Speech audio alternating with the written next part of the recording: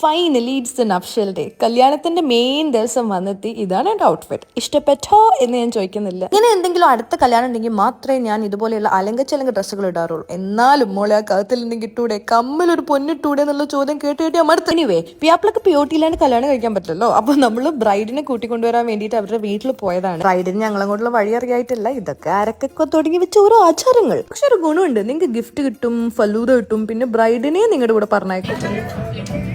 അങ്ങനെ ഞങ്ങൾ കല്യാണ മണ്ഡപം ലക്ഷ്യമാക്കി നടന്നു. കനത്ത പോളിംഗിന് ശേഷം കുറച്ച് മധുരം കഴിച്ചിട്ട് ഞങ്ങളുടെ ആസ്ഥാന കലാപരിപാടികളിലേക്ക് കടന്നു. മാരൻ ആകെയാന്ന് പറഞ്ഞിട്ട് ഇതിൽ ഏതാ മാരൻ? എല്ലാരും മാരന്മാരെ പോലെ ഉണ്ടല്ലോ. അപ്പൊ പിന്നെ നമ്മളും വിട്ടുവരുത്തിയില്ല. ഒരുപാട് ബ്രഹ്മദത്തന്മാർ നോക്കി നിൽക്കേ ഞങ്ങളും എടുത്തു റീൽസ്.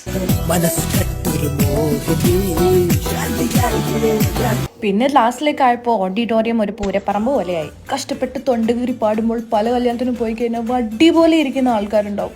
എന്നെ കൊണ്ട് പറ്റൂല, പാട്ട് കേട്ടാൽ ഞാൻ തുള്ളിപ്പോവും. അങ്ങനെ കണ്ടിന്യൂസ് ഡാൻസിന് ശേഷം നടുവേദന, തലവേദന, കാലുവേദന എന്നീ പറയുന്നതെല്ലാം കൂടെ കൂട്ടിയിട്ട് വീട്ടിലേക്ക് പോയി. അപ്പൊ നെക്സ്റ്റ് വ്ലോഗിൽ കാണാം. ബൈ.